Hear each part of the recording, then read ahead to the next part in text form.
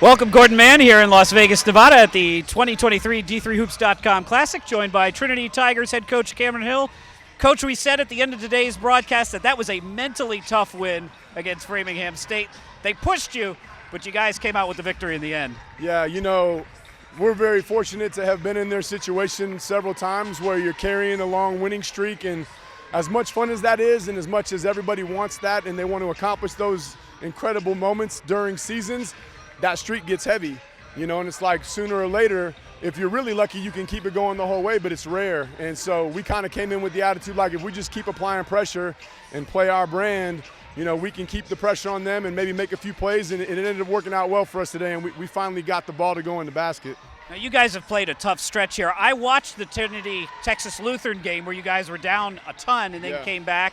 Close loss to Willamette, close loss to Puget Sound, close win today. What's the difference for your team between a close win and a close loss in those situations? Well, just to be clear, all respect to Willamette, that was not a close loss. Okay. The others were good games. It's just, for our level, the value that we put on academics is real. And so when finals come around, it's really hard to have meaningful practices if you're giving the girls what they need to study for their tests. Right. So we haven't had a full contact practice since before finals. And along the way, we've lost some players and had some new players and had some injuries. And, it's normal life. And you got to keep it all in perspective. So without practice and with trying to intelligently manage all of the little things that have been happening in our home, like we've been able to battle. And I've been proud of them the whole way.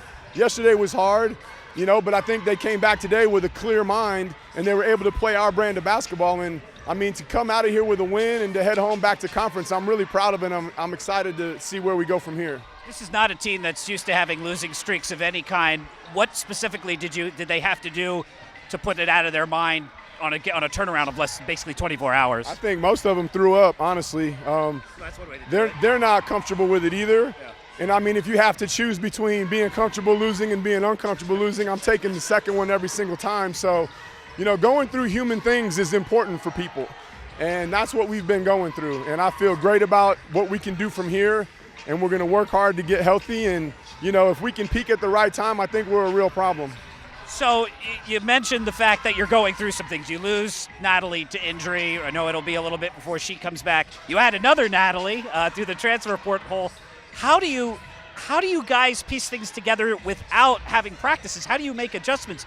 Let me ask you one question at a time. Will it change how you play? I think the answer is no. Yeah, no, but yes. So, we have never played since I've been at Trinity an entire game in the quarter court. And today we committed to playing quarter court defense the whole time. We need to get better at that. Never. We've always pressed. Wow. So doing that was a big step for me, but also a great opportunity for them to link together and do this together today. And I thought the bench energy was great. But I think you have to get outside your comfort zone in situations like this, and you have to push your team into new areas where you can find a couple things that are going to help you down the stretch. So that was what today was all about, man. Unorthodox game plan for us, but offensively I think it kept our legs in it on the second day of a back-to-back, and that's why we made shots. So and that's important because the second day of the back-to-back is what you see, obviously, when you get to the tournament. You bet. You mentioned finding new things to get through things. Well, you found a new thing in Reedy, a really good point guard. She hits the backbreaker today, all-tournament team for us. Talk to us about how you found the freshman guard and what she means. She's in our backyard, man. She played at Bernie, which is 45 minutes from us, and she played for her mom, and she played in a really good high school program. And, they're a basketball family. She's the type of competitor that we want at Trinity. And, recruiting is hard for all of us in the Division III game, but when you find the type of players that really fit what you want to do, you need to get them. And that's what happened with her. And not only is she a good individual player, but her competitive enthusiasm a lot of nights will drive our other players to get to their peak performance too. So, and they do that for her. So she's special, but a big reason why she's special is because her teammates believe in her and they get her opportunities to do what she does well. So credit to the whole group. So with Natalie Anderson out for a little while for injury, who steps up and plays a different or a bigger role for you? Man, yeah, it's true. It's by committee. Yeah. We've had 4 or 5 different starting lineups since that happened, and every single player that we've put in that position has done a great job trying to help our team. And nothing but good things can come from that. When people finally get the opportunities they've been waiting for and they feel like they're getting a chance to do some things that they haven't done before. Losing sucks, but you piece it together and you get to today and you win this game, that's a great boost for us moving forward. So, two more questions for you. The first one a little offbeat, and I'm sure you've told this story before, but Elaine King fouls out today, but before she leaves, she goes over to the Framingham State bench. What is that? That's the way basketball should be played. That's respect. That coach does a great job with his program, and we want to make sure we shake their hand when we foul out of the game. It's just a thing that I really believe in. Cool. I've never seen that before. It's like the timeout when Flannery got hurt in the first half. You know, there's just things that we got to keep in mind as coaches at this level that are more important than winning. And I think character and doing the right thing and protecting the players, whether they're your players or the other team's players, should be something that we be mindful of. So, you know, that's just what we do.